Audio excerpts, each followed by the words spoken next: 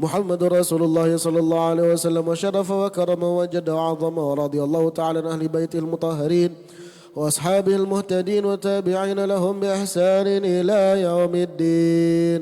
بسم الله الرحمن الرحيم. قل هو الله أحد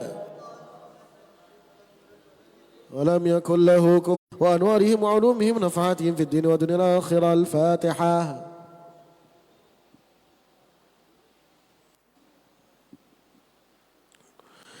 الفاتح إلى روح سيدنا الأستاذ الأعظم الفقيه المقدم محمد بن علي بعلوي وأصوله وفروعهم جميع سادتنا آل أبي علوي وأصولهم وفروعهم أن الله يعلي درجاتهم في الجنة ويكثر من مثوباتهم ويضعف حسناتهم ويحفظنا بجاههم وينفعنا بهم ويعين علينا من بركاتهم وأسرارهم وأنوارهم وعلومهم ونفحاتهم في الدين والدنيا الآخرة. الفاتحة. الفاتحة إلى أرواح سادتنا الصوفية أينما كانوا وحلت أرواحهم من مشارق الأرض إلى مغاربها أن الله يعلي درجاتهم في الجنة ويكثر من مثوباتهم ويضاعف حسناتهم ويحفظنا بجاههم وينفعنا بهم ويعيد علينا من بركاتهم وأسرارهم وأنوارهم وعلومهم ونفعاتهم في الدين والدنيا الآخرة. الفاتحة.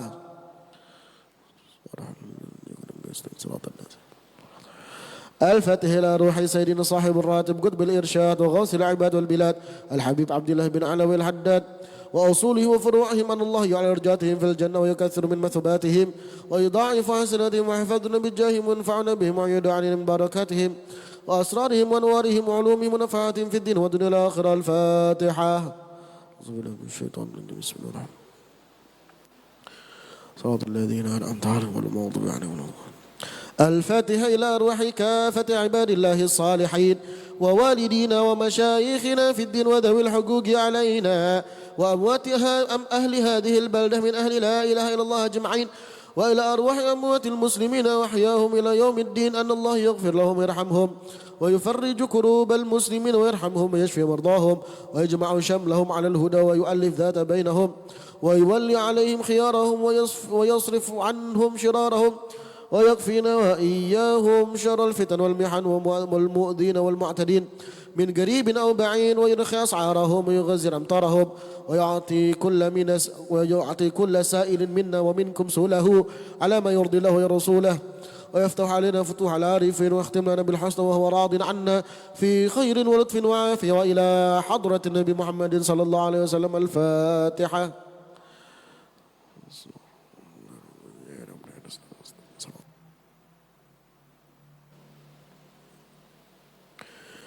Allahumma salli wa sallim.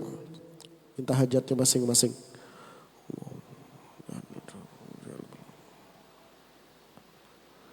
ربنا آتنا في الدنيا حسنة وفي الآخرة حسنة وقنا عذاب النار. صلى الله على سيدنا محمد وعلى آله وصحبه وسلم. اللهم إنا نسألك رضاك والجنة ونعوذ بك من سخطك والنار. اللهم إنا نسألك رضاك والجنة ونعوذ بك من سخطك والنار. اللهم إنا نسألك رضاك والجنة ونعوذ بك من سخطك والنار. يا عالم السر منا لا تهتك الستر عنا وعافنا واعف عنا وكن لنا حيث كنا. يا عالم السر منا لا تهتك الستر عنا وعافنا واعف عنا وكن لنا حيث كنا. يا عالم السر منا لا تهتك الستر عنا وعافنا واعف عنا وكن لنا حيث كنا. جزى الله عنا سيدنا محمدا صلى الله عليه وآله وسلم خيرا. جزى الله عنا سيدنا محمدا صلى الله عليه وسلم وأهله. جزى الله عنا سيدنا محمدا صلى الله عليه وآله وسلم خيرا. جزى الله عنا سيدنا محمدا صلى الله عليه وآله وسلم وأهله. جزى الله عنا سيدنا محمدا صلى الله عليه وآله وسلم خيرا. جزى الله عنا سيدنا محمدا صلى الله عليه وآله وسلم وأهله. جزى الله عنا سيدنا ونبينا محمدا صلى الله عليه وآله وصحبه وسلم أفضل ما جزى نبيا عن أمتي. يا الله بها يا الله بها يا الله بحسن الخاتمة. يا الله بها يا الله بها يا الله بحسن الخاتمة. يا الله بها يا الله بها يا الله بحسن الخاتمة والتوبة والقبول.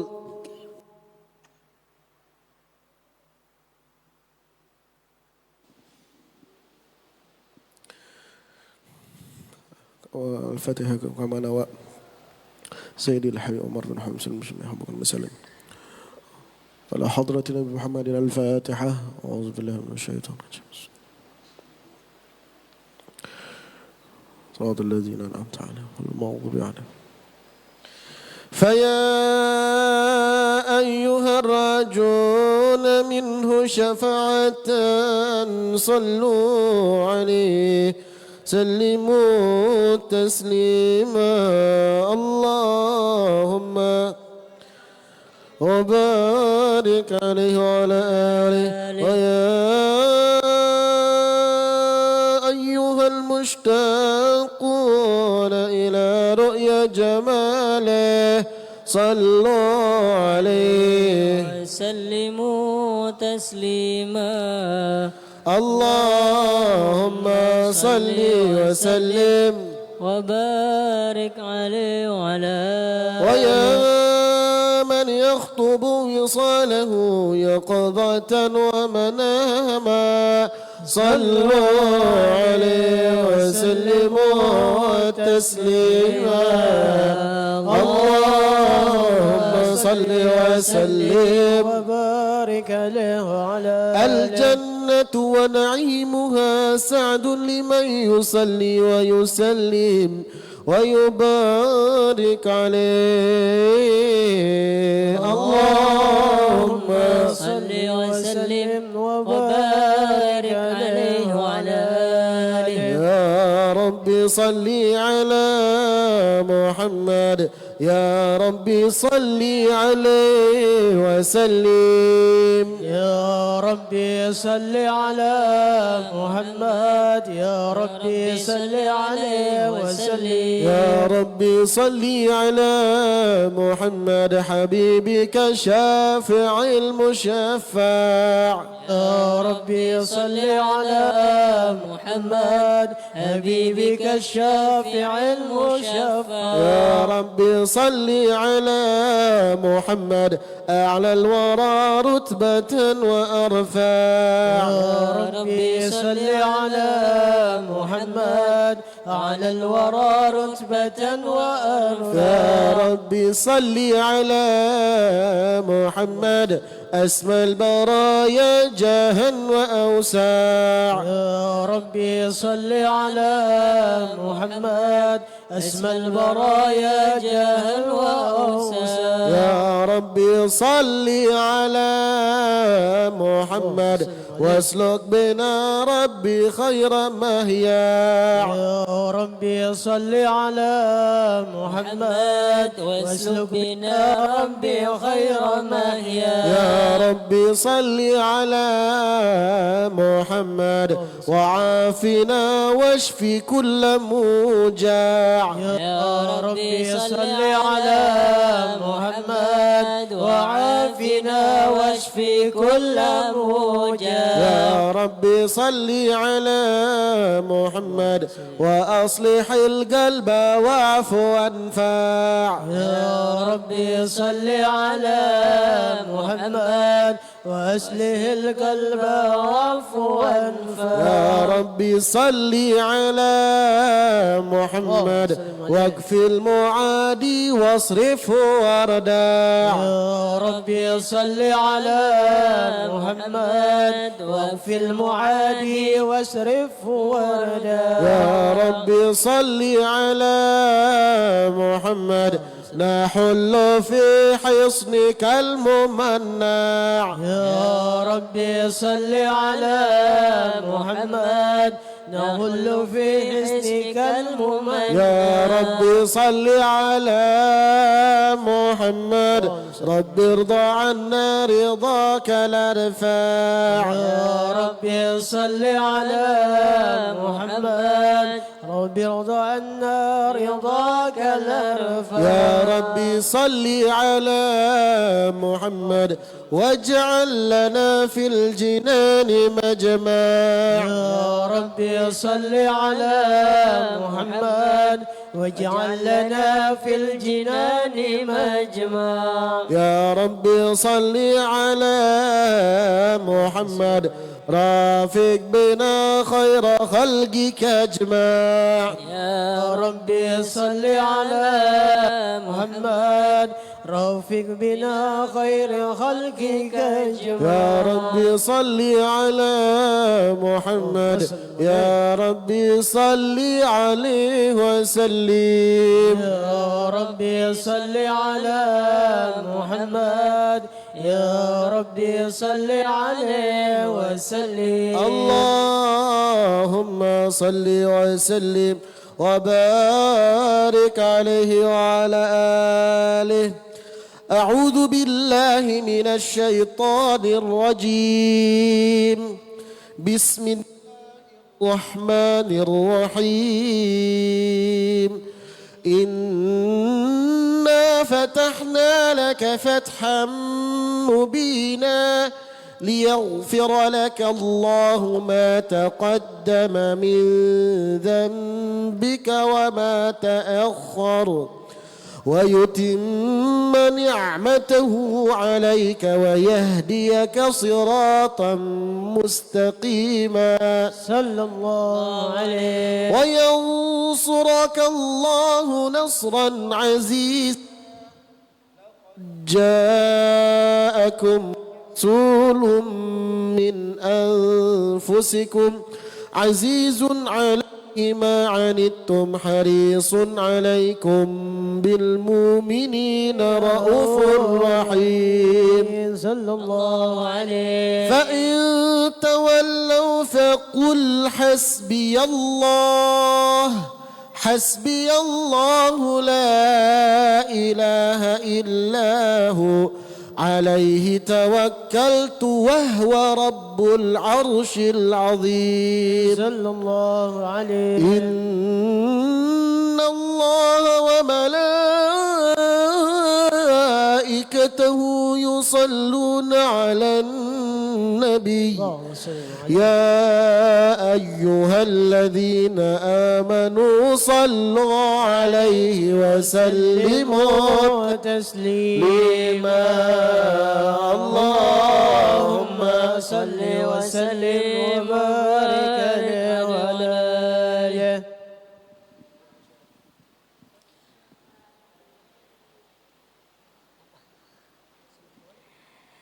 السلام عليك زين الأنبياء.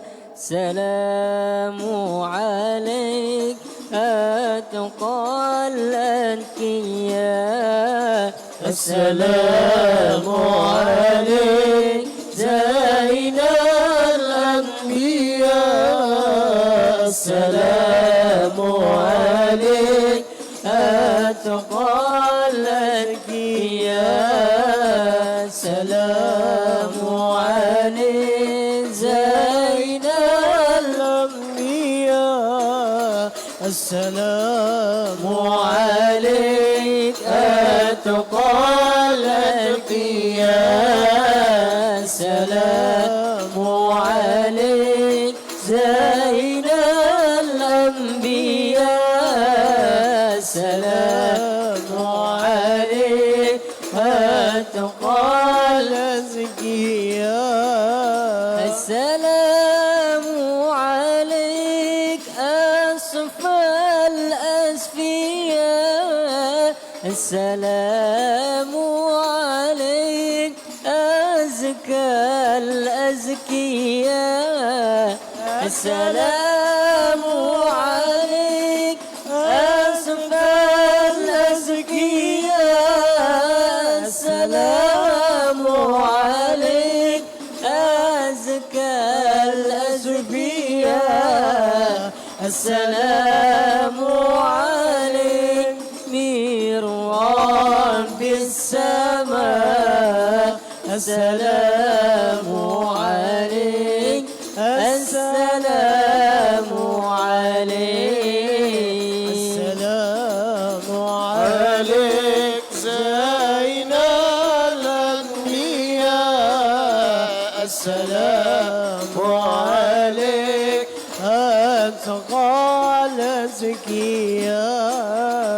السلام عليك زين الأنبياء السلام عليك أتقى الأزكياء السلام عليك دائم بلا انقضاء السلام عليك أحمد يا حبيبي السلام عليك دائم بلا انقضاء السلام عليك أحمد يا حبيبي السلام عليك طه يا طبيبي السلام عليك السلام عليك السلام عليك زين الأنبياء السلام عليك أتقى الأتقياء السلام عليك زين الأنبياء السلام عليك أتقى الأزكياء ولد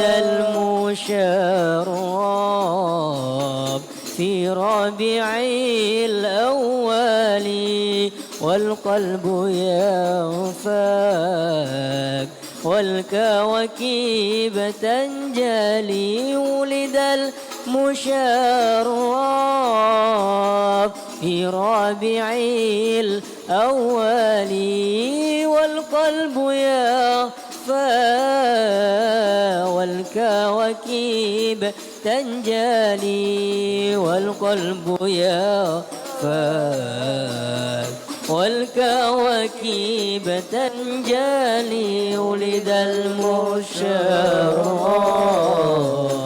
في ربيع الأول والقلب يخفى والكواكب تنجلي ولد المشرب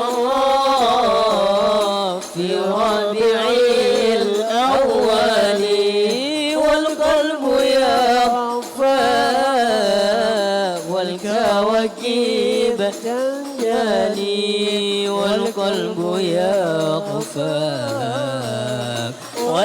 والكواكب تنجلي يا نفس ريت المنى فاستبشري وتلا يا نفس نيلت المنى فاستبشري وتلا هذا الحبيب وهذا خاتم رسلي هذا الحبيب وهذا خاتم رسلي والقلب يخفى والكواكب تنجلي ولد المشرب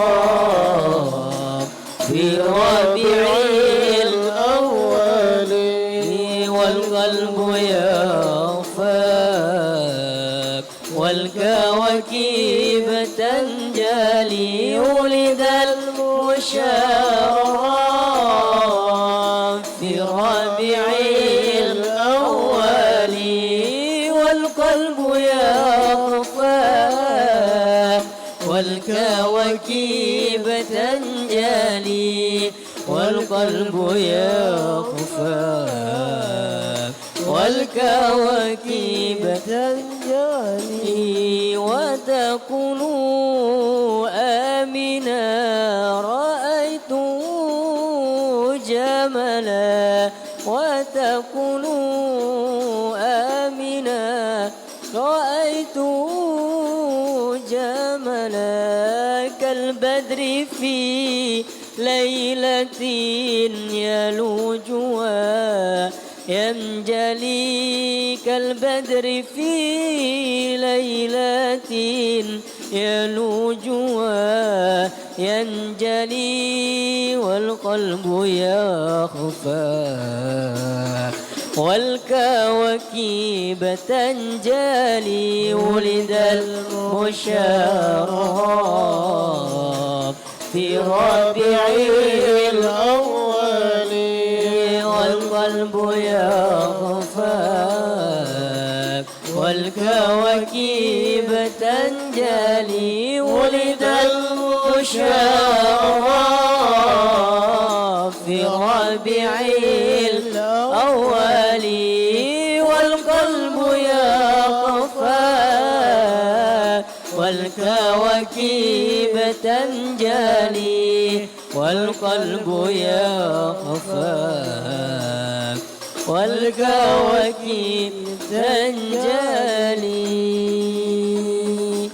اللهم صل وسلم وبارك عليه وعلى آله. الحمد لله الذي هدانا بعبده المختار من دعانا صلى الله عليه إليه بالإذن وقد نادانا لبيك يا من دلنا وحدانا صلى الله عليه صلى عليك الله بارئك الذي بك يا مشفع خصنا وحبانا صلى الله عليه مع آلك الأطهار معدن سرك الأسمى فهم سفن النجاة حمانا صلى الله عليه وعلى صحابتك الكرام حماة دينك أصبحوا لولائه عنوانا صلى الله عليه والتابعين لهم بصدق ما حدا حاد المودة هيج الأشجانا صلى الله والله ما ذكر الحبيب لدى المحب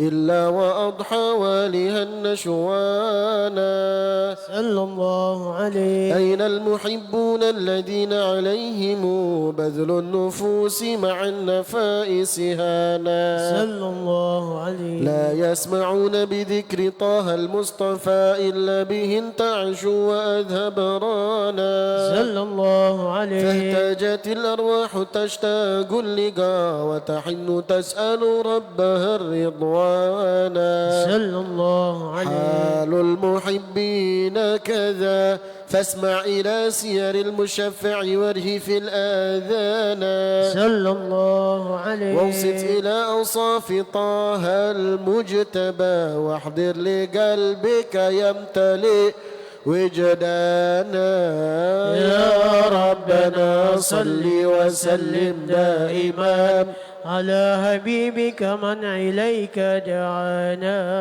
اللهم صل وسلم وبارك عليه وعلى آله.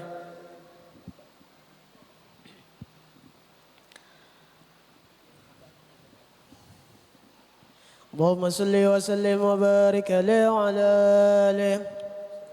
نبأنا الله فقال جاءكم نورا فسبحان الذي أنبانا صلى الله عليه والنور طه عبده منا به في ذكره عظم به منانا صلى الله عليه هو رحمة المولى تعمل قوله فليفرحوا وحده به فرحانا مستمسكا بالعروة الوثقى ومعتصما بحبل الله من أنشانا واستسرا أنوار من كلا متى كنت نبيا قال آدم كانا صلى الله عليه بين الصلاب وبين ماء فاستكب من غفلة عن ذا وكن يقظانا واعبر إلى أسرار ربي لم يزل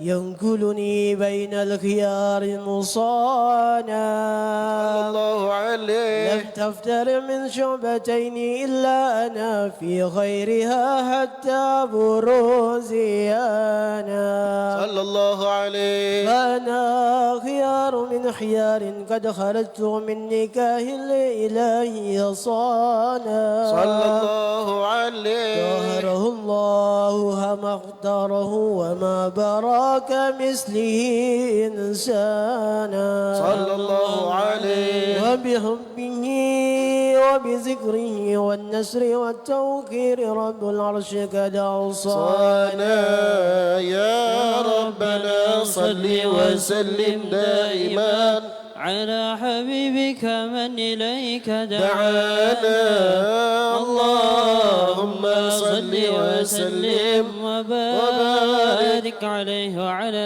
آله. اللهم صل وسلم وبارك عليه وعلى آله. هذا وقد نشر الإله نعوته في الكتب بينها لنا تبيانا صلى الله عليه أخذ ميثاق النبيين لما آتيتكم من حكمة إحسانا صلى الله عليه وجاءكم رسولنا لتؤمنن وتنصرون وتصبحون أعوانا صلى الله عليه قد بشروا أقوامهم بالمصطفى أعظم بذلك رتبة ومكانا صلى الله عليه فهو وإن جاء الأخير مقدم يمشون تحت لواء من نادانا صلى الله عليه يا أمة الإسلام أول الشافعين ومشفع أنا قد لا أتوانا حتى أنادى ارفع وسل تعطى وكل يسمع لقولك نجمع فاخرك بانا صلى الله عليه ولواء حمد الله جل بيدي ولا أولا آتي أنا الجنانا صلى الله عليه وأكرم الخلق على الله أنا فلقد حباك الله منه حنانا صلى الله عليه ولسوف يعطيك فترضى جل من معت تقاصر عن عطاه نهانا بالله كالذكر وصف محمد كيما تزيع للقلوب الرانا يا ربنا صل وسلم دائما على حبيبك من إليك دعانا اللهم صل وسلم وبارك عليه وعلى آله.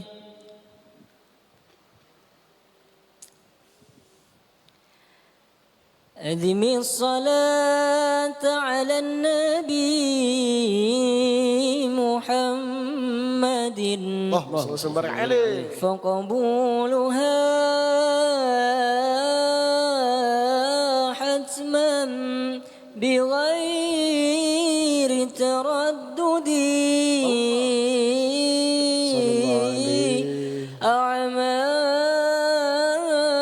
أعمالنا بين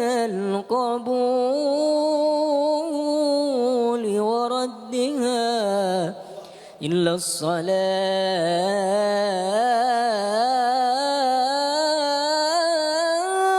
الصلاة على النبي محمد أدم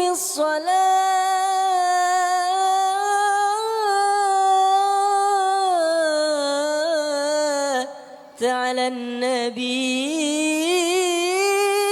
النبي محمد فقبولها حتما بغير تردد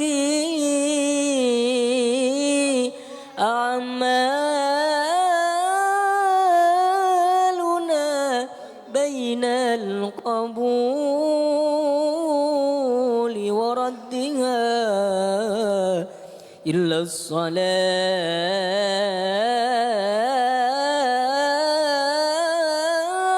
على النبي محمد اللهم صل وسلم وبارك عليه. هام قلبي يا قلبي عندما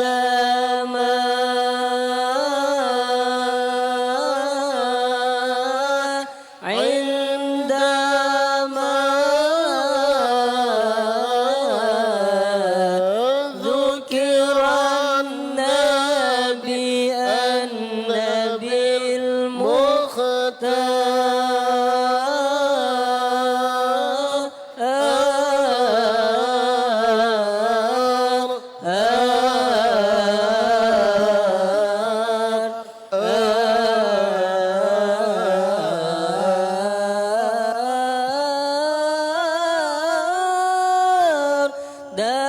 دمع عيني هما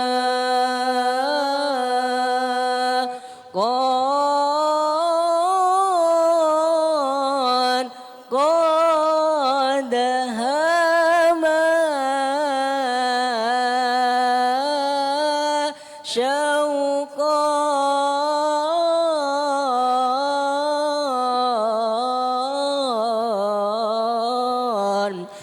شوقا لتلك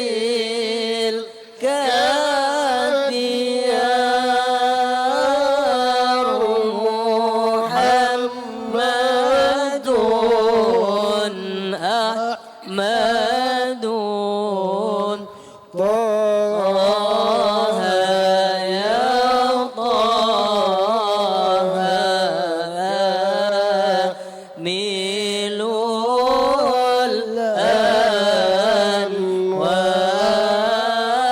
الأنوار هام قلبي يا قلبي عندما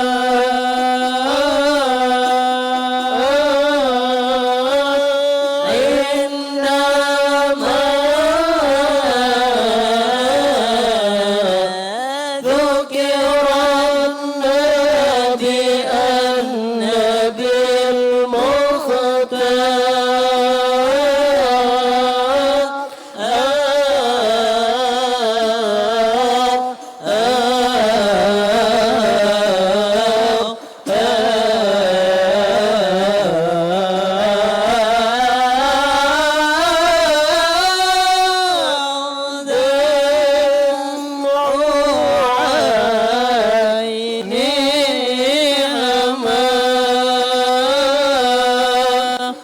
قد هما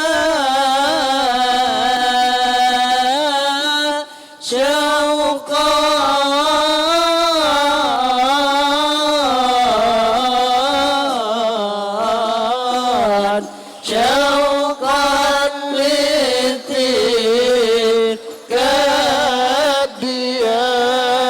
الديار محمد أحمد طه يا طه كامل الأنوار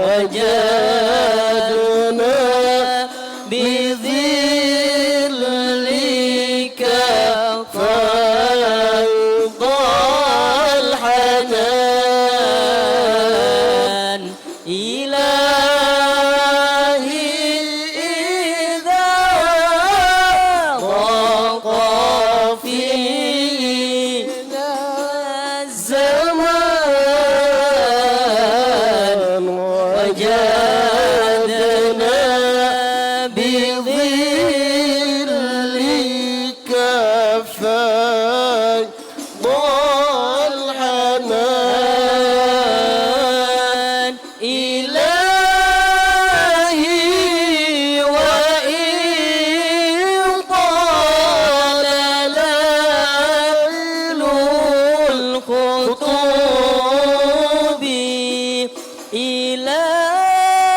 إلهي وإن طال ليل الخطوب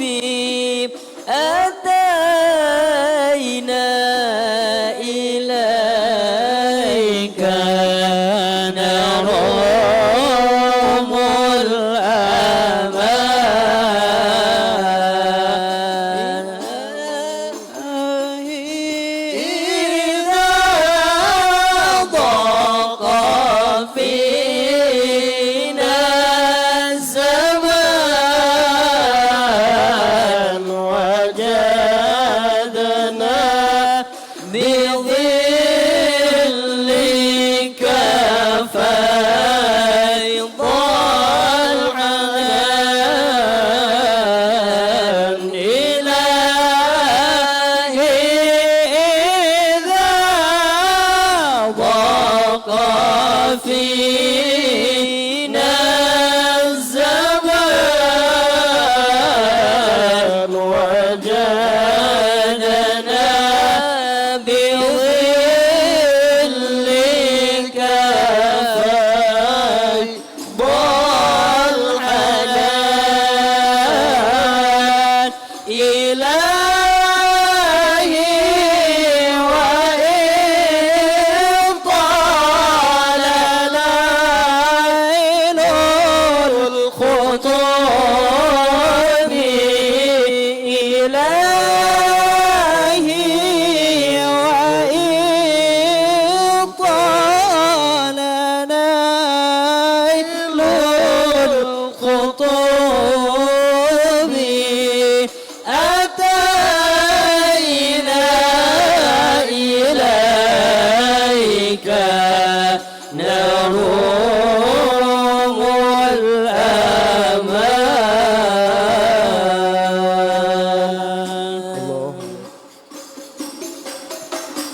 اللهم صل وسلم وبارك عليه وعلى آله. لما دنا وقت البروز لأحمد عن إذن من ما شاءه قد كان صلى الله حملت عليه به الأم الأمينة بنت وهب من لها أعلى الإله مكانا صلى الله من عليه والد المختار عبد الله بن عبد لمطلب رأى البرهان صلى الله قد عليه كان يغمر نور طه وجهه وسرى إلى الإبن المصون عيانا صلى الله عليه وهو ابن هاشم الكريم شهم ابن عبد مناف ابن قصي كان صلى الله عليه والده يدعى حكيما شأنه قد اعتلى أعزز بذلك شانا صلى الله واحفظ عليه أصول المصطفى حتى ترى في سلسلات أصوله عدنانا صلى الله عليه فهناك جف واعلم برفعه إلى إسماعيل كان للأب معوانا صلى الله عليه وحينما حملت به آمنة لم تشك شيئا يأخذ النسوانا صلى الله عليه وبها أحاط اللطف من رب السماء أقصى الأذى والهم والأحزان صلى الله عليه ورأت كما قد جاء ما علمت به أن المهيمن شرف الأكوان صلى الله عليه بالطهر من في بطنها فاستبشرت مدودنا المخاض فأترعت رضوانا سبحان الله الحمد لله لا إله إلا الله الله أكبر سبحان الله الحمد لله ولا إله إلا الله والله أكبر سبحان الله والحمد لله ولا إله إلا الله الله أكبر سبحان الله والحمد لله ولا إله إلا الله الله أكبر ولا حول ولا قوة إلا بالله العلي العظيم في كل لحظة أبدا عدد خلقه ورضا نفسه وزنة عرشه ومداد كلماته وتجلت الأنوار من كل الجهات فوقت ميلاد المشفع حانا صلى الله عليه وقبيل فجر أبرزت شمس الهدى ظهر الحبيب مكرما ومصانا صلى الله على محمد صلى الله عليه وسلم صلى الله على محمد يا ربي صل وسلم يا نبي سلام عليك يا رسول سلام عليك يا حبيب سلام عليك يا رسول الله صلوات الله عليك الله يا نبي سلام عليك يا رسول سلام عليك يا حبيب سلام عليك يا رسول الله صلوات الله عليك أبرز الله المشفع صاحب القدر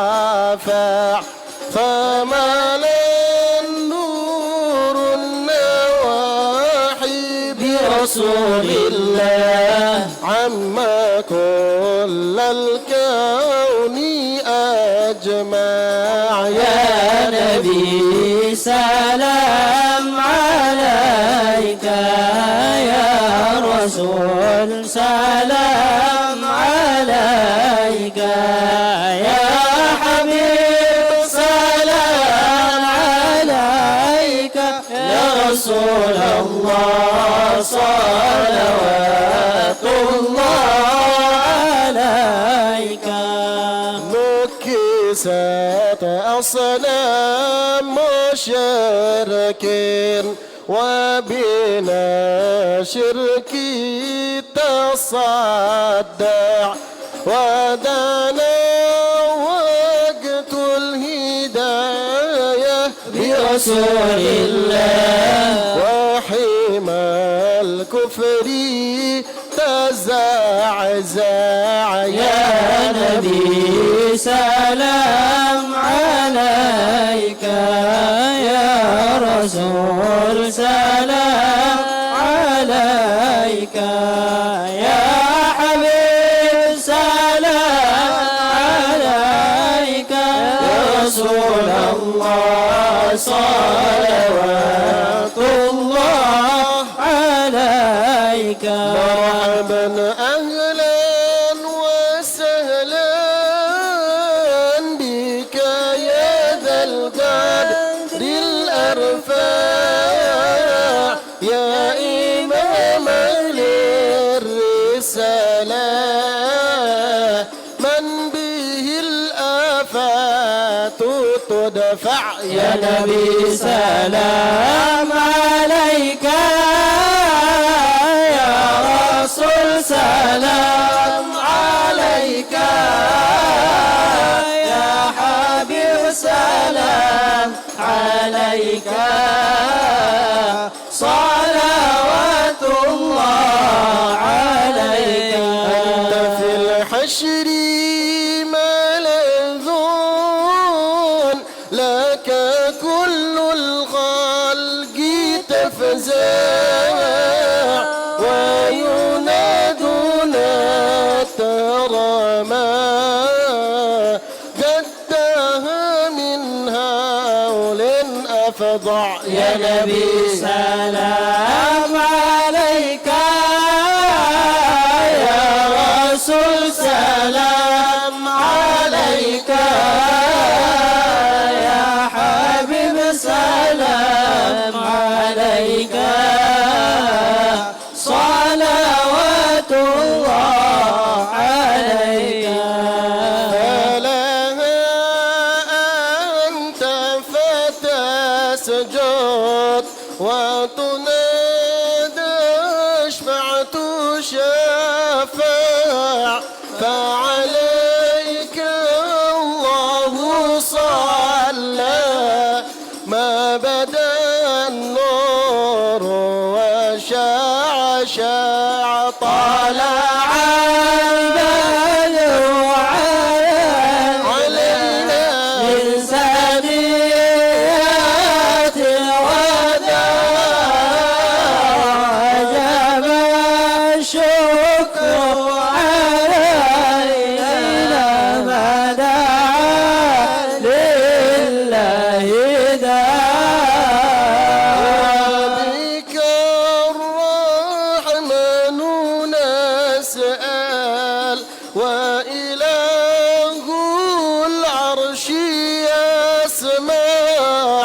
يا عظيم المن يا رب شملنا بالمصطفى جمع طلع البدر علينا من ثنيات الوداع وجب الشكر علينا ما دعا للهدى وبه فانظر إلينا واعطنا بكل ما طمع واكفينا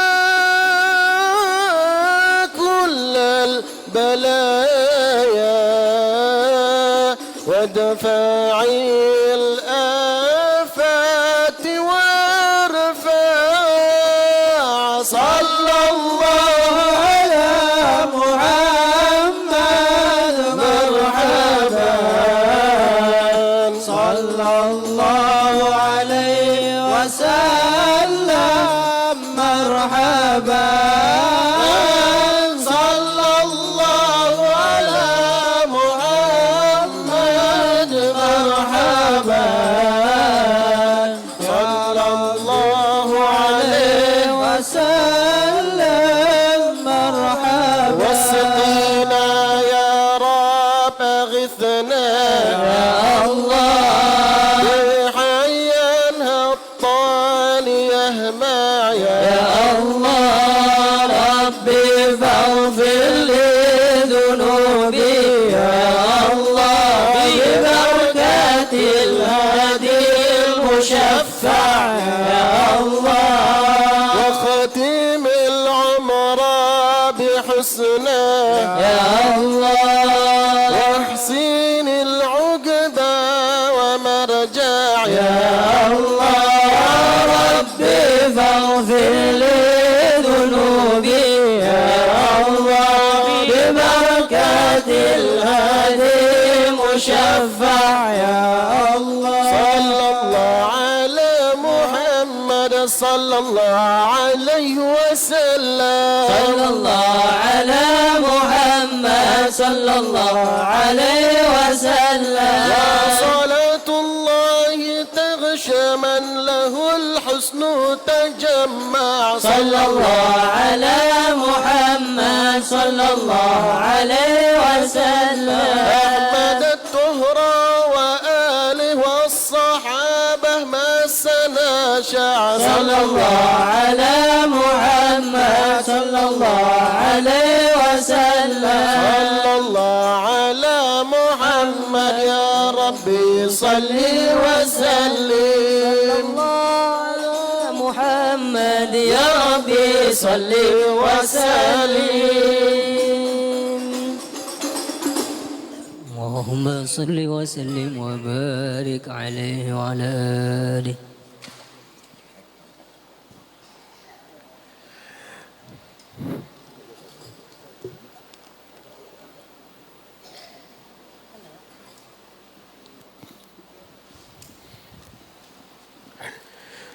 Assalamualaikum warahmatullahi wabarakatuh. Alhamdulillahilladzi faddala ummata sayyidina Muhammadin bi awsa'il fadaili waja'alahum fil akhirati humul awaili humul awaili. Allahumma salli wa sallim ala sayyidina Muhammadin miftahi babi rahmatillah adada ma fi ilmillah salatan wa salaman daimaini bidawami mulkillah wa ala alihi wa sahbihi wa man tabi'a hudah ila yaumil qiyamah amma ba'd. Hadratal mukarramin wal muhtaramin yang kami muliakan, yang kami hormati, para alim ulama, para habaib syaraif, wa nakhusu bidzikrihi guru kita bersama Al-Habib Hashim bin Abdullah bin Syekh Abu Bakar bin Salim, mata'anallah fi tuli hayatih wa hafidhahullah wa ra'ah. Mudah-mudahan Allah Subhanahu wa taala senantiasa jaga guru kita dalam sehat dan afiat insyaallah. dan juga kepada para habaib yang hadir pada kesempatan malam hari ini yang mohon maaf tidak bisa Al-Fakir sebutkan satu persatu namanya, namun tidak mengurangi rasa ta'zim dan penghormatan kita kepada zuriat Nabi sallallahu alaihi wasallam. Mudah-mudahan sebagaimana Allah kumpulkan kita dengan zuriat Nabi di dunia, Allah kumpulkan kita nanti di akhirat bersama dengan datuk-datuk mereka. Amin amin ya rabbal alamin. Juga yang kami muliakan, yang kami ta'zimi, pengurus masjid dan juga Yayasan Nurul Ilmi, dan kami ucapkan terima kasih sebesar-besarnya yang telah memberikan tempat dan waktu agar kemudian majelis kita bisa terlaksana sebagaimana jadwal rutinannya. Dan insyaAllah mudah-mudahan kita terus bisa istiqamah hadir di dalam majelis ini agar kemudian tercatat sebagai hamba-hamba Allah yang mustaqim, hamba-hamba Allah yang istiqamah di jalan Allah subhanahu wa ta'ala.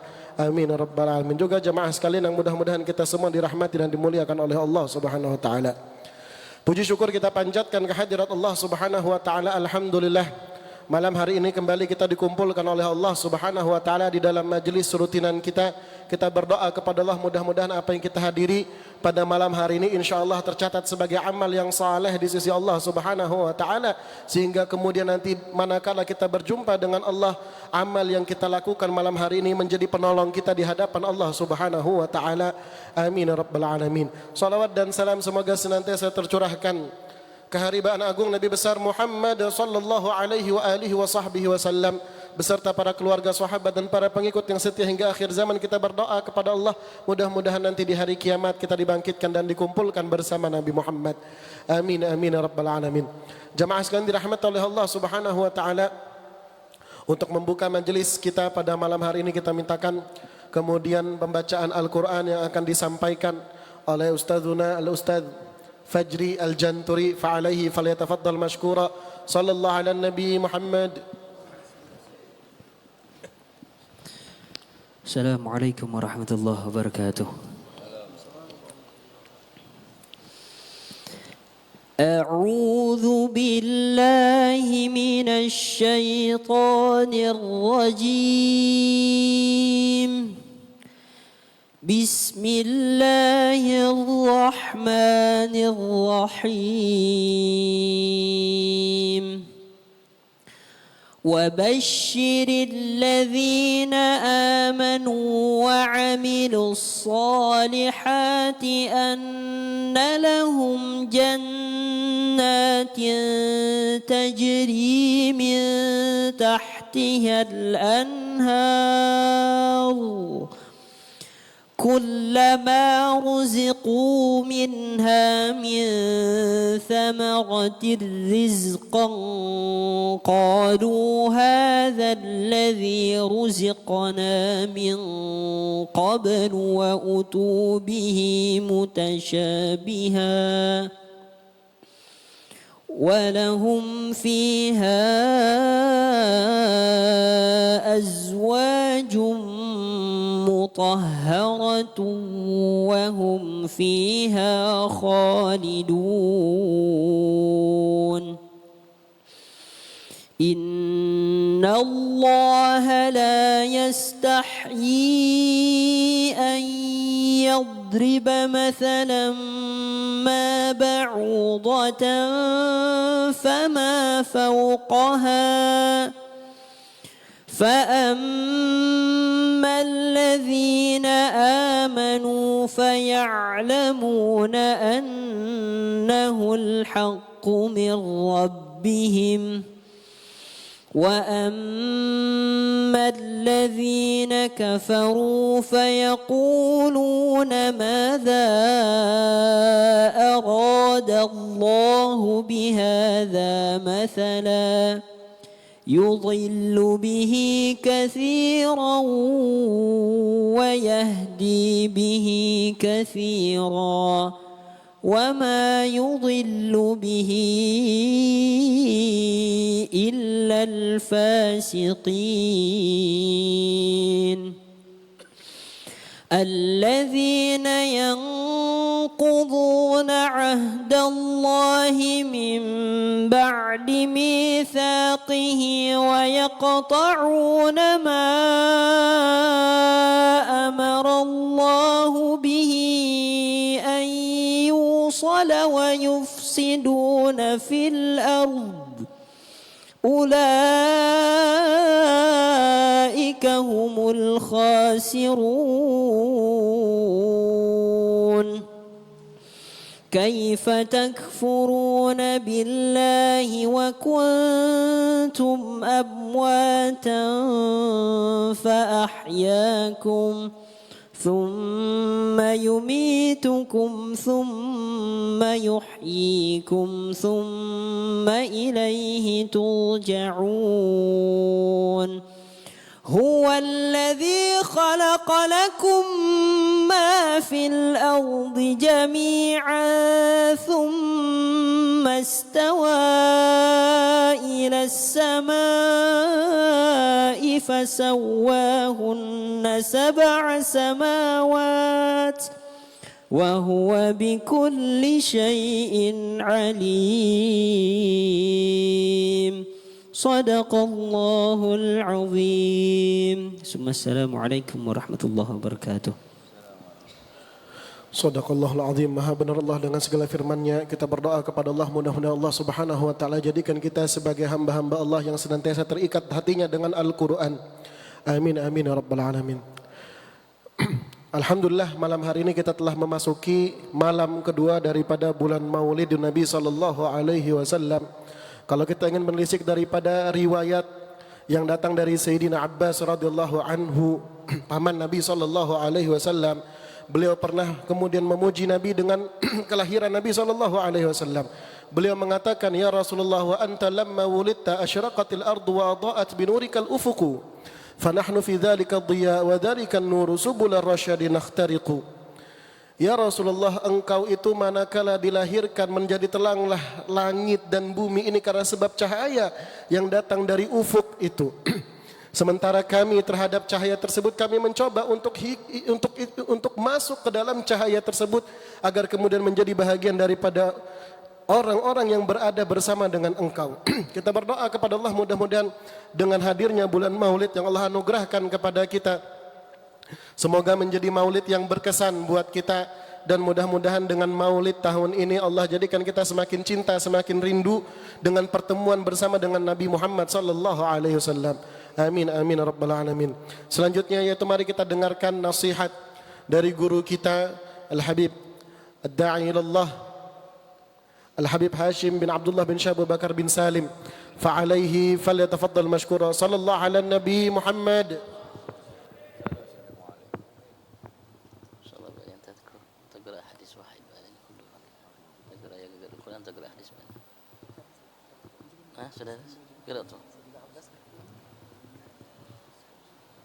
Assalamualaikum warahmatullahi taala wabarakatuh. Bismillahirrahmanirrahim. Alhamdulillahirabbil alamin.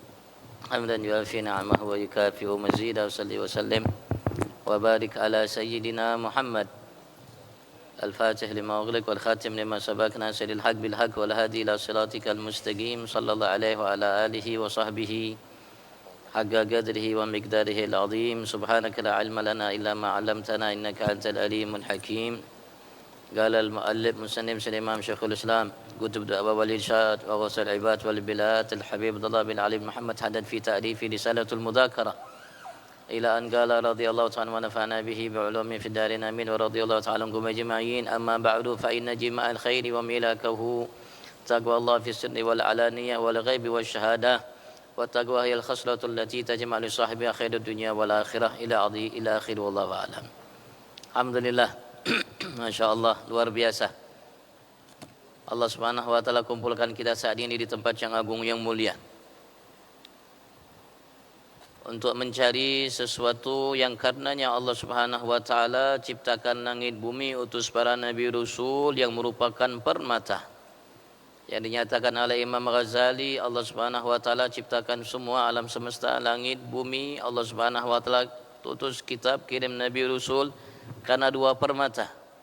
Beliau mengatakan permata yang pertama adalah ilmu, yang kedua adalah amal. Sebagaimana yang Allah Subhanahu wa taala nyatakan dalam firman-Nya, setelah Allah Subhanahu wa taala sebutkan apa yang Allah Subhanahu wa taala tetapkan di antara langit dan bumi dari ketetapan Allah Subhanahu wa taala, Allah tegaskan akhirnya lita'lamu annallaha ala kulli syai'in qadir wa annallaha qad ahata bi kulli syai'in ilma, agar kalian tahu, kata Allah Subhanahu wa taala, aku Allah Subhanahu wa taala mampu untuk melakukan apa yang ku kehendaki. Dan Allah Subhanahu wa taala, aku, kata Allah, meliputi ilmuku segala sesuatu yang ada.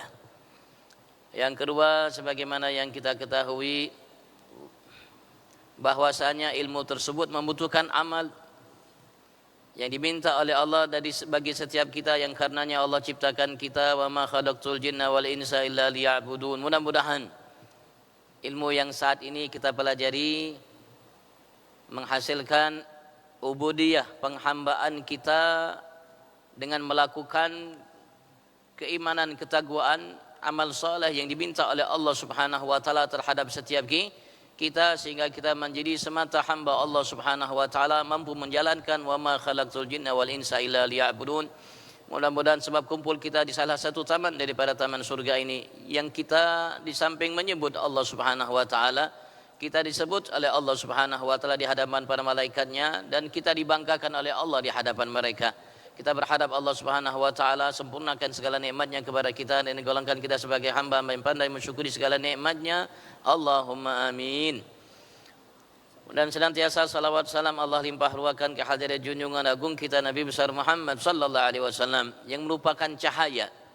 Tadi Ustaz Satria menyebutkan, melantunkan bait-bait syair, di antara bait-bait syair yang diungkapkan oleh Pamanda Abbas bin Abdul Muttalib, paman Nabi besar Muhammad dan saudara sepupu Nabi, saudara susuan Nabi besar Muhammad sallallahu alaihi wasallam, yang beliau ketika Nabi besar Muhammad hidup, kalau tidak salah setelah Fathu Makkah, beliau mengungkap akan sebab keimanan yang beliau imani atas apa yang dibawa oleh Nabi Agung Muhammad sallallahu alaihi wasallam. Maka beliau bercerita kepada kita, mengungkap tentang apa yang berkaitan dengan Nabi besar Muhammad sallallahu alaihi wasallam.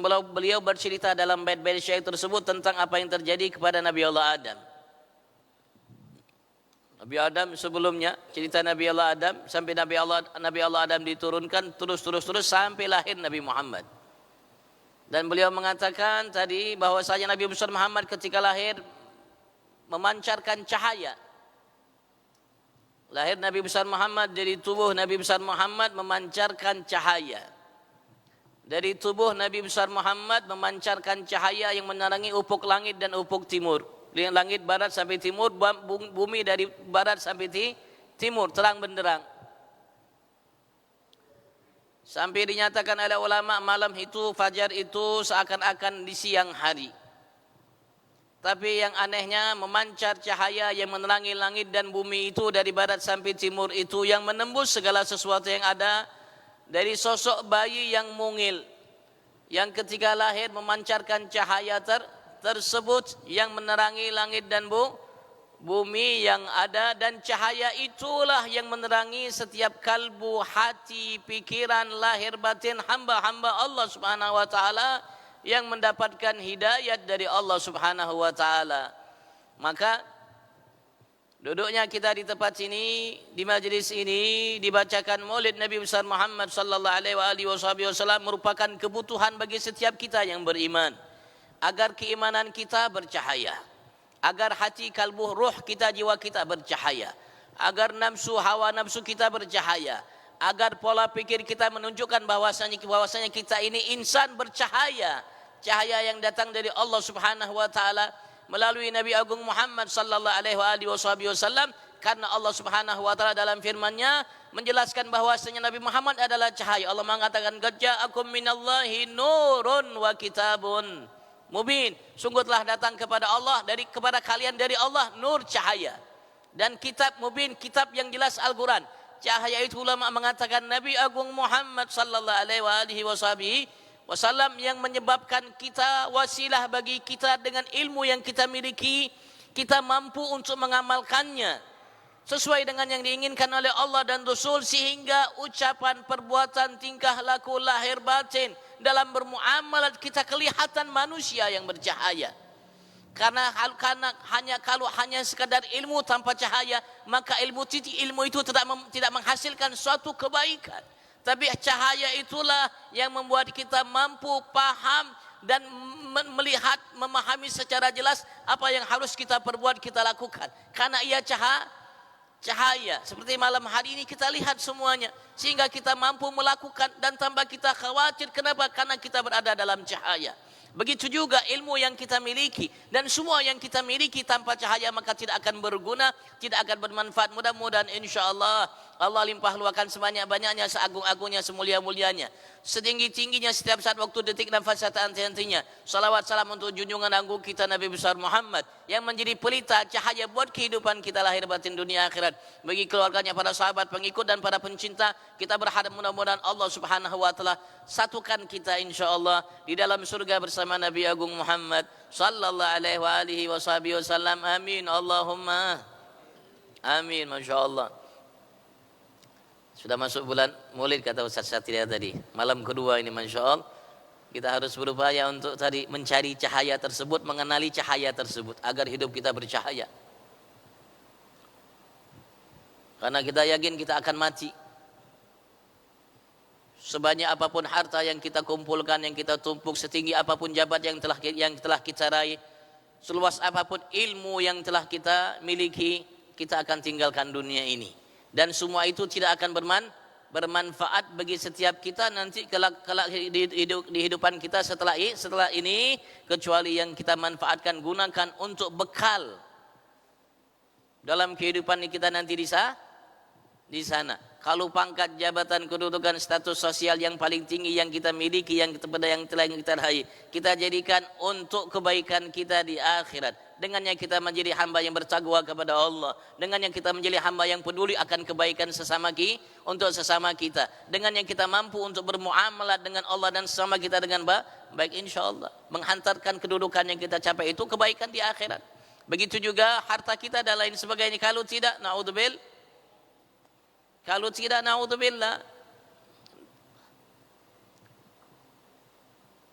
Tidak bermanfaat apa yang telah kita miliki, yang kita bangga-banggakan di dunia ini kalau tidak menghasilkan kebaikan nanti kelak di akhirat.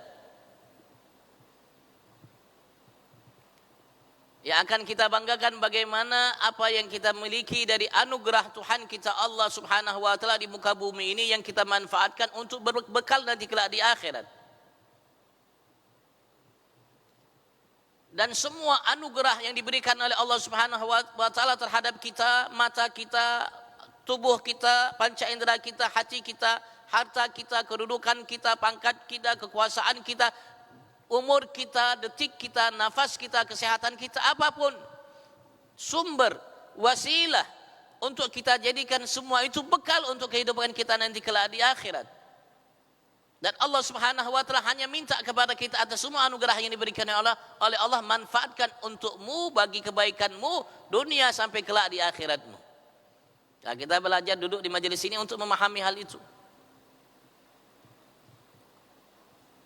Untuk memahami hal itu insyaallah karena siapapun kita membutuhkan hidayah dari Allah. Siapapun kita membutuhkan hidayat dari Allah Subhanahu wa taala dan selalu membutuhkan hidayat dari Allah Subhanahu wa taala. Tanpa hidayat dari Allah Subhanahu wa taala maka semua yang telah kita miliki, kita raih, kita rebut, kita punya tidak menghantarkan kebaikan bagi kita kecuali kalau semua itu diiringi hidayat dari Allah Subhanahu wa taala bagi setiap kita.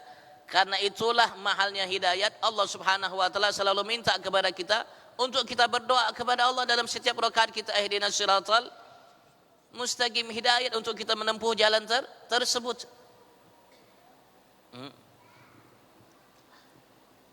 Dan tidak cukup hanya sehari, tidak cukup hanya sebulan, seumur hidup kita setiap namanya rakaat kita selalu memohon kepada Allah, ihdinas siratal mustaqim. Mudah-mudahan Allah berkat bulan Maulid ini, insyaallah tahun ini jadikan Allah bulan Maulid yang terbaik insyaallah bagi kita dan semua kaum muslimin insyaallah. Dan mudah-mudahan Allah jadikan kemerdekaan tahun ini yang kita rayakan, yang masih dirayakan oleh sebagian saudara-saudara kita dengan berbagai macam lomba, insyaallah menjadi ulang tahun kemerdekaan yang terindah buat setiap kita rakyat Indonesia insyaallah. Allah sehingga rakyat Indonesia merasa merdeka dari Sabang sampai Merauke. Allahumma amin secara hakikat. Terlanjutkan mungkin jadi berkah namanya kitab Risalatul Mudzakarah. Amma ba'du, setelah bismillah, alhamdulillah, salawat terhadap Nabi Agung Muhammad sallallahu alaihi wasallam, dan setelah beliau mengatakan sesungguhnya kebahagiaan kita, kesuksesan kita ketika kita menjalani, melakoni, mengamalkan apa yang karena sebabnya Allah ciptakan kita. Allah ciptakan kita untuk beribadat kepada Allah Subhanahu wa taala. Arti beribadat itu kita diminta oleh Allah Subhanahu wa taala untuk memanfaatkan semua anugerah, fasilitas yang diberikan oleh Allah apapun itu untuk menjadikan sarana agar kita menjadi hamba yang selalu ingat dan dekat dengan Tuhan kita Allah. Itulah ibadat. Itulah ibadat. Bukan yang dimaksud nanti ibadat harus kita ke masjid, selalu di masjid, atau selalu di musalla, atau selalu kelihatan dan tidak ada. Semua fasilitas anugerah yang diberikan oleh Allah Subhanahu wa taala dengan berbagai macam apa yang disiapkan oleh Allah Subhanahu wa taala bagi setiap kita, itu sarana untuk kita beribadat kepada Allah Subhanahu wa taala dengan berbagai macam cara. Dengan berbagai macam cara sesuai dengan yang dicontohkan, diwariskan oleh Nabi Agung Muhammad. Kalau kita menjalani ibadat tersebut, maka kita akan menjadi hamba yang sukses. Kalau tidak, mustahil kita akan menjadi manusia yang sukses.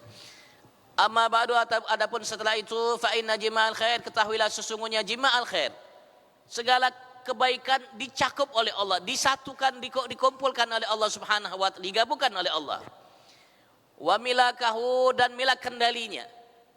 Segala kebaikan itu di samping dikumpulkan oleh Allah, yang menjadi kendali untuk kita mampu menjalani, melakukannya. Yang Allah perintahkan kita bukan hanya sekedar melakukan kebaikan, tapi Allah perintahkan kita fastabiqul khairat. Kita diperintahkan oleh Allah untuk berlomba-lomba selalu dalam melakukan berbagai macam kebaikan.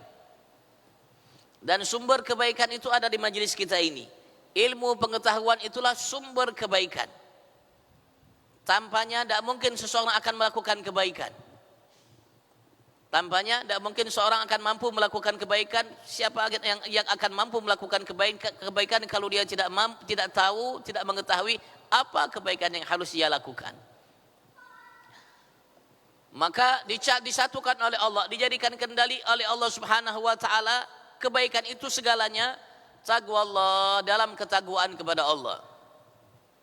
Dalam ketakwaan seseorang hamba di antara kita kepada Allah Subhanahu wa taala, fi sirr wal alaniyah. Baik secara yang kita simpan, kita rahasiakan pada diri kita, atau yang kita nampakkan kepada selain kita, lahir batin kita.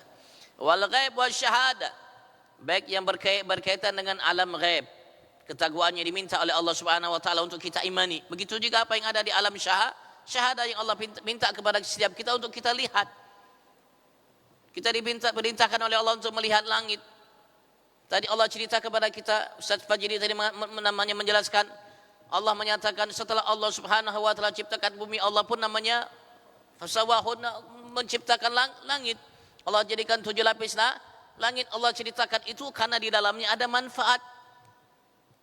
Ada sarana yang bisa kita ambil untuk pelajaran kita, untuk kebaikan kita. Dengan itu kita mampu menjadi hamba yang bertakwa kepada Allah dan selalu menjalankan ketakwaan kepada Allah Subhanahu wa taala dari apa yang kita lihat, yang kita renungkan. Tapi tidak hanya sekedar melihat. Tapi seseorang mukmin tidak hanya sekedar melihat, mereka berupaya untuk merenungkan, menghasilkan apa yang ia lihat kebaikan bagi dirinya. Itu mukmin. Sehingga apa yang ada di alam yang tidak nyata dari keimanan yang harus dimiliki oleh seseorang hamba menjadikan ia bertakwa kepada Tuhannya Allah. Begitu juga apa yang ia saksikan di alam nyata menjadikan sarana untuk dia menjadi hamba yang bertakwa kepada Allah Subhanahu wa taala. Dan beliau mengatakan, wa asluhul khauf, asal, sumber, mula, bibit ketakwaan itu adalah rasa takut kepada Allah Subhanahu wa taala yang penuh. Rasa takut kepada Allah Subhanahu wa taala yang penuh dari semua penyebab murka Allah Subhanahu wa taala, itu adalah asalnya ketakwaan yang bisa dimiliki oleh setiap kita. Kalau kita ada rasa takut kepada Allah dari menjalani atau melakukan apa yang membuat murka Tuhan kita Allah Subhanahu wa taala, insyaallah itu ada sumber ketakwaan. Kalau rasa takut tersebut namanya semakin meningkat, insya Allah semakin akan kita mampu meningkatkan ketakwaan kepada Allah Subhanahu wa ta'ala. Wa taqwa, dan ketakwaan itu adalah yal khaslah, ia adalah satu perbuatan allati tajma' li sahibiha, yang akan mampu mencakup, mengumpulkan bagi sahibiha, orang yang melakukannya, khairat dunia wal akhirah, kebaikan dunia akhirat semua akan bisa didapat oleh seseorang seluruhnya dalam ketakwaan kepada Allah Subhanahu wa ta'ala. Takwa kepada Allah Subhanahu wa ta'ala, makanya ia menjadi wasiat bagi setiap nabi rasul kepada anak umatnya, dan wasiat dari Allah Subhanahu wa ta'ala terhadap manusia-manusia yang dahulu dan saat ini akan datang. Sampai Allah Subhanahu wa ta'ala menegaskan kepada kita dalam firman-Nya, walaqad wasainal ladzina utul kitaba min qablikum wa iyyakum anittaqullah. Sungguh kami telah wasiatkan hamba-hamba kami yang kami telah berikan kepada mereka kitab wahyu Allah Subhanahu wa ta'ala, dari semenjak Nabi Allah Adam sampai Nabi Agung Muhammad, kita umat Nabi besar Muhammad, wa iyyakum, kata Allah, kalian semua wahai umat Nabi Muhammad, anittaqullah, bertakwalah kalian kepada Allah Subhanahu wa ta'ala. Takutlah kepada Allah Subhanahu wa ta'ala dengan cara melaksanakan perintahnya, menjauhi larangannya. Dan untuk kita menjadi takut kepada Allah Subhanahu wa ta'ala, di antara salah satunya kita selalu merasa diawasi Allah. Karenanya ya secara akal kita pasang kamera di rumah, di masjid. Itu kamera banyak, tidak cukup satu kamera, 1, 2, 3. Tidak tahu apa lagi, ada lagi di depan sini. Yang jelas saya lihat 1, 2, 3 kamera. Kenapa ada kamera? Biar ketika kita masuk, kelihat kamera, merasa takut. Paling tidak kita tidak melakukan hal yang mencurigakan. Kenapa? Karena ada kamera. Kita berupaya untuk memanage, mengatur langkah kita, perbuatan kita, apa yang kita lakukan. Jangan sampai kita dicurigai, apalagi jangan sampai kita melakukan hal yang dilarang. Kenapa? Karena terekam kamera, sehingga ketika kita melihatnya kita merasa takut. Kenapa? Karena merasa dilihat, diawasi. Kamera ini tidak seperti Allah mengawasi kita. Kalau kamera ini tidak sampai memberitahu kepada kita apa yang terlintas dalam hati kita. Tapi Allah Subhanahu wa ta'ala ketika ia mengawasi seorang hamba, bukan hanya yang nampak, yang dilihat, diawasi oleh Allah, sampai yang dirahasiakannya dalam hatinya pun dilihat oleh Allah. Sampai yang terhentak dalam benak pikirannya itu diketahui oleh Allah Subhanahu wa ta'ala. Allah menyatakan, wa ya'lamu sirra wa akhfa.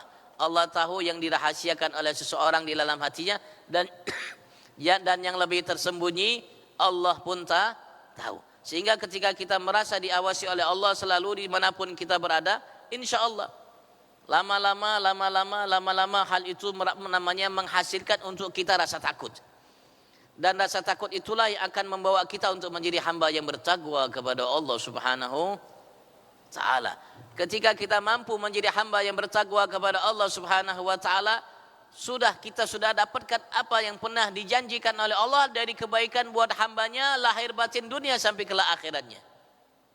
Dan tidak ada satu hamba manusia yang mampu mengungkap kemuliaan hamba yang bertakwa tersebut dari kemuliaan yang disiapkan oleh Tuhannya Allah Subhanahu ta'ala.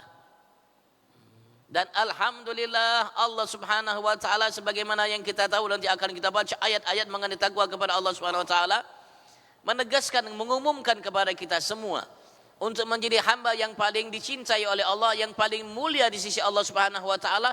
Allah tidak minta kita untuk namanya menjadi yang paling terkaya, yang paling banyak hartanya, yang paling tinggi jabatan kedudukannya, yang paling viral di antaranya, dan lain sebagainya. Alhamdulillah Allah Subhanahu wa ta'ala menjadikan satu karakter, satu perbuatan, satu yang kita miliki, yang semua kita mampu untuk menjalaninya, siapapun kita tanpa terkecuali. Untuk menjadi hamba yang mulia di sisi Allah Subhanahu wa ta'ala, yang Allah akan jadikan ia mulia bagi setiap makhluk yang diciptakan oleh Allah Subhanahu wa taala, bukan hanya mulia bagi manusia dan bangsa jin. Ia akan menjadi mulia di kalangan malaikat. Bahkan bukan hanya ia menjadi mulia di kalangan bangsa jin, manusia, malaikat. Semua makhluk yang diciptakan oleh Allah Subhanahu wa taala akan memuliakannya. Akan menjadi bangga dengannya sebabnya. Allah menyatakan dalam firman-Nya, dan ini untuk kita semua dan semua hamba Allah dimanapun mereka berada. Inna akramakum indallahi atqakum. Allah mengatakan kepada kita, wa ja'alnakum syu'uban wa qabaila lita'arafu. Inna akramakum indallahi atqakum. Yang paling mulia di antara kalian di sisi aku Allah, atqakum, yang paling bertakwa di antara kalian. Masya Allah, Masya Allah, alhamdulillah. Artinya semua kita memiliki kesempatan yang sama untuk menjadi hamba yang paling mulia di sisi Allah Subhanahu wa ta'ala. Kita masuk ke masjid, kita semua masuk ke masjid di saat ini.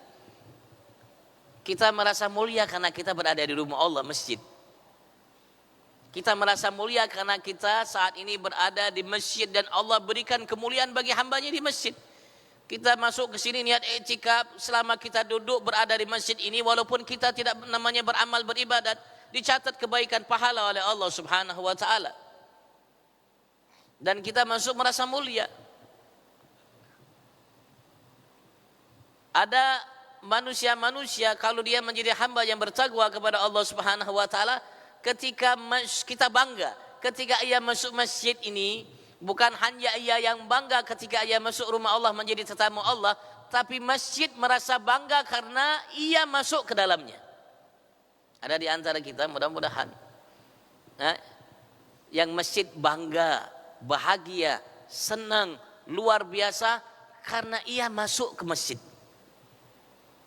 Sehingga masjid ini menyatakan kepada masjid-masjid atau musola-musola yang ada di sekitarnya, berbanggaan malam ini, saat ini, detik ini aku dimasuki oleh seorang yang bertakwa kepada Allah Subhanahu wa taala. Menyatakan kepada musala masjid yang ada di sekitarnya. Masya Allah, masjid merasa bangga, merasa menjadi mulia, terhormat karena hamba itu masuk. Itulah hamba yang bertakwa. Itulah kemuliaan yang Allah berikan kepada hamba yang bertakwa kepada Allah Subhanahu wa taala, bukan hanya malaikat bangsa jin. Mungkin bangsa malaikat bangsa jin tidak mengetahui mengenal kemuliaan yang Allah siapkan baginya, tapi subhanallah, semua yang ada di alam semesta ini, yang di bumi ini, baik di daratnya, di lautnya, apapun itu ciptaan Allah mengenalnya. Merasa bangga ketika berjumpa, diinjak olehnya. Itu manusia yang dimuliakan oleh Allah Subhanahu wa taala. Karena ketakwaan yang dimiliki olehnya kepada Allah Subhanahu wa taala. Kecuali kalau kata Rasulullah yang tidak mengenalnya itu bangsa jin, manusia yang jauh dari Allah, tidak tahu. Tidak pandai menghormati hamba yang dimuliakan oleh Allah, yang bertakwa kepada Allah. Tapi selainnya, bahkan tiang ini, tembok ini, semua yang ada di masjid ini, karpet ini, ambal ini, semua merasa bangga karena ia masuk. Namanya masuk, menjumpai, mengunjungi masjid ini. Itulah kemuliaan yang Allah Subhanahu wa taala siapkan bagi mereka yang bertakwa kepada Allah Subhanahu wa taala. Karena yang dimuliakan oleh Allah Subhanahu wa taala, walaupun tidak dikenal oleh orang-orang selainnya, walaupun dia tidak ada yang mengenalnya, tapi ia orang-orang yang bertakwa, seorang hamba yang bertakwa kepada Allah, maka semua akan membanggakannya. Semua akan merasa bahagia, gembira ketika berjumpa, disentuh olehnya. Itulah kemuliaan yang Allah siapkan bagi mereka yang bertakwa kepada Allah Subhanahu wa taala. Jangan sampai kita mulia di mata manusia tapi hina di mata Allah. Lebih baik kita namanya mulia di mata Allah dan hina di mata manusia, daripada mulia di mata manusia, hina di mata Allah Subhanahu wa taala. Makanya Nabi besar Muhammad bercerita kepada kita. Kita tutup dengan cerita ya. Mungkin sudah saya sampaikan. Tapi mungkin mudah-mudahan kalau belum ya kayaknya sudah kalau di sini. Walaupun bukan malam ini ya. Malam sebelumnya. Nabi besar Muhammad sallallahu alaihi wasallam pernah menyatakan kepada kita, bercerita akan apa yang akan terjadi nanti kelak di hari kiamat. Dari hamba-hamba yang mulia di sisi Allah dan hamba yang tidak mulia, hina di mata Allah Subhanahu wa taala. Ini gambaran bagi kita terakhir. Seorang profesor doktor ahli hadis Sayyid Abuya Muhammad bin Alawi bin Abbas al-Maliki, beliau melantunkan hadis yang sahih. Kalau tidak salah riwayatnya Imam Muslim. Dalam karya beliau Qul Hadihi Sabili, beliau kutip satu hadis dengan berbagai macam riwayat, kurang lebih maknanya. Hadisnya sahih. Rasulullah bersabda, kurang lebih makna hadisnya seperti ini. Yu'ta bi'an ahli dunya min ahli nar yaumal qiyamah. Nanti kelak di hari kiamat Allah akan hadirkan seseorang yang paling nikmat hidupnya dari kalangan manusia. Dari manusia pertama dari masa Nabi Adam sampai hari kiamat, ia manusia yang paling nikmat hidupnya. Dari semenjak lahir paling nikmat hidupnya sampai meninggal paling nikmat hidupnya. Tidak pernah ia lalui dalam kehidupannya sekejap sesaat kecuali paling nikmat. Kira-kira ada gak manusia seperti itu? Tidak ada manusia seperti itu, bang. Hidup di atas dunia tidak mungkin. Pasti ada namanya ya gelombang lah. Ada badai pasti yang akan dilalui oleh seseorang manusia dalam kehidupannya. Tapi Rasulullah mengandaikan akan didatangkan oleh Allah seorang yang paling nikmat hidupnya di atas dunia. Dari lahir sampai dia meninggal. Tapi min ahlin nar. Dari penghuni neraka Allah subhanahu wa ta'ala. Hamba yang tidak baik. Yang tidak beriman kepada Allah subhanahu wa ta'ala. Atau beriman kepada Allah subhanahu wa ta'ala tapi tidak menjalankan ketakwaan kepada Allah subhanahu wa ta'ala. Sehingga dihukum oleh Allah untuk menjadi penghuni neraka. Sebelum Allah masukkan dia ke dalam neraka, yusbagh fil nari sibratan. Allah celup di dalam neraka satu celupan. Diangkat oleh Allah. Setelah Allah celup dia ke dalam neraka satu celupan, satu kali, sesaat, sebentar, maka Allah bertanya kepada itu hamba, ya abdi, hal ra'aita na'iman au mararta bina'imin qat? Wahai hambaku, apakah engkau pernah melihat atau melalui dalam masa hidupmu dari awal sampai akhir kenikmatan walaupun kecil, walaupun hanya sesaat? Padahal ini manusia paling nikmat. Dari semenjak kecil sampai dia meninggal, yang ia dapatkan hanya paling nikmat. Tidak pernah sekejap ia merasakan di luar itu. Setelah dicelup oleh Allah satu celupan, apa jawabnya? Atas pertanyaan Allah itu, beliau mengatakan, la ya Rabb. Tidak pernah wahai Tuhanku Allah, aku merasakan kenikmatan walaupun kecil sedikit, walaupun sesaat dalam hidupku. Artinya, maksudnya aku hanya merasakan sebaliknya. Padahal orang yang paling nikmat baru sekejap masuk ke dalam neraka Allah Subhanahu wa taala. Kemudian Allah kembali mengatakan, Allah pun datangkan kelak di hari kiamat seorang yang paling sengsara hidupnya di atas dunia. Dari manusia pertama sampai manusia terakhir, ini paling sengsara. Tidak ia rasakan dalam hidupnya walaupun hanya sekejap kecuali kesengsaraan. Tapi min ahlil jannah, dari penghuni surga Allah Subhanahu wa ta'ala. Sebelum Allah masukkan ia ke dalam surga, Allah celup satu celup dalam surga Allah. Setelah Allah celup satu celupan dalam surga Allah bertanya seperti yang Allah tanya sebelumnya tadi.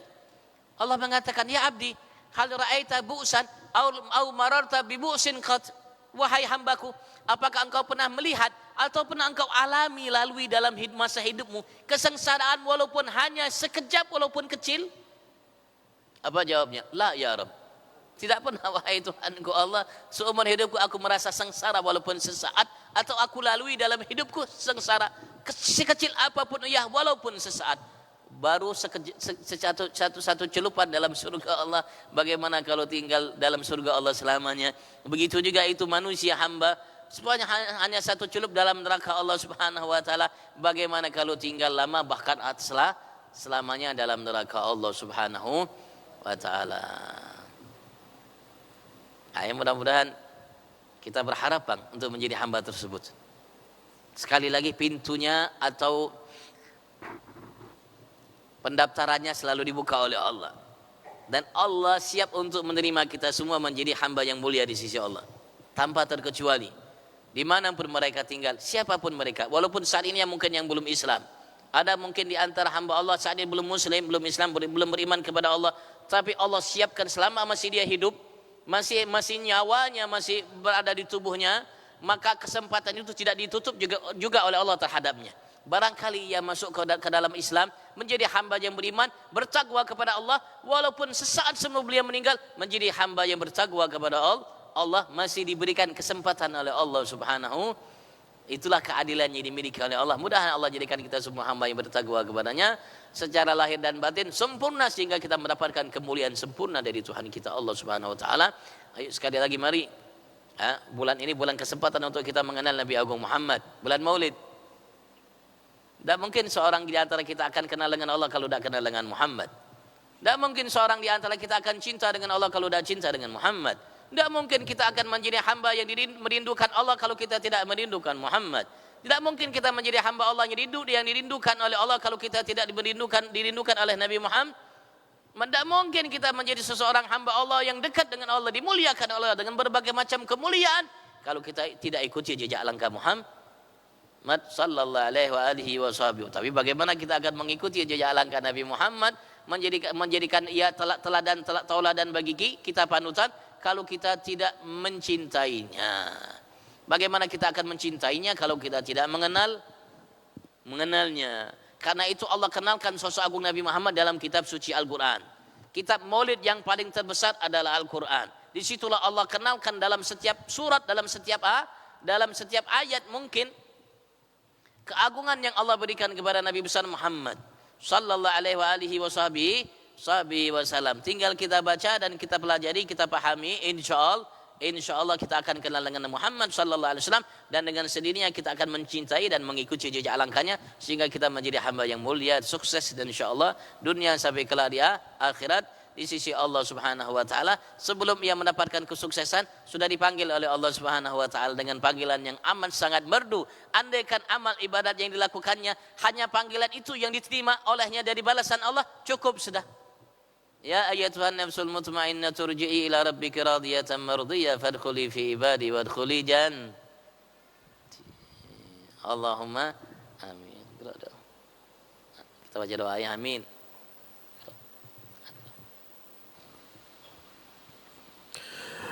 اللهم صل وسلم وبارك عليه وعلى آله صلى الله عليه آمين.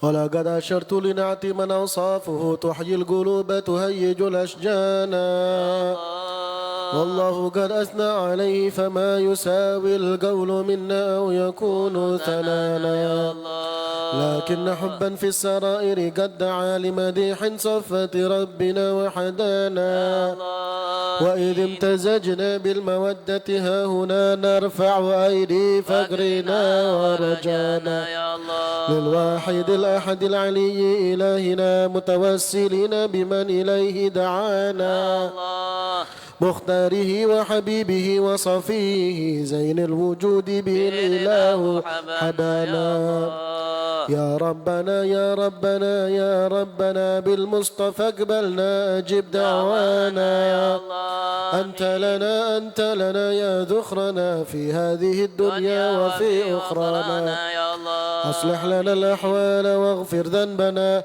ولا تؤاخذ ربي إن أخطانا واسلك بنا في نهج طه المصطفى ثبت على قدم الحبيب خطانا أرنا بفضل منك طلعة أحمد في بهجة عين الرضا ترعانا واربط به في كل حال حبلنا وحبال من ودى ومن والانا والمحسنين ومن أجاب نداءنا وذوي الحقوق وطالبا أوصانا والحاضرين وساعيا في جمعنا ها نحن بين يديك أنت ترانا ولقد رجوناك فحقق سؤلنا واسمع بفضلك يا سميع دعانا وانصر بنا سنة طه في بقاع الأرض واجمع كل من عادانا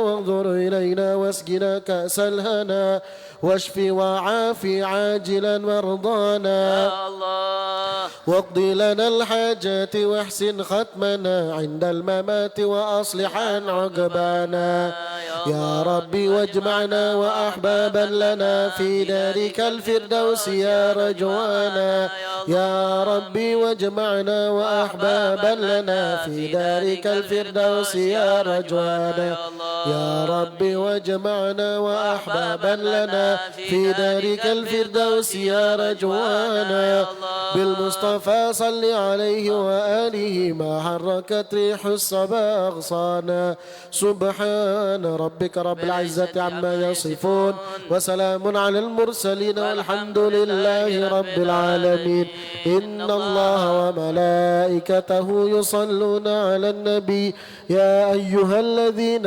آمنوا صلوا عليه وسلموا تسليما الصلاة والسلام عليك يا سيد المرسلين الصلاة والسلام عليك يا خاتم النبيين الصلاة والسلام عليك يا من أرسلك الله رحمة للعالمين ورضي الله تعالى عن أصحاب رسول الله أجمعين آمين.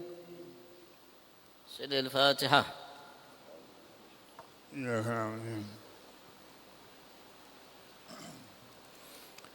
لا إله إلا الله الموجود في كل زمان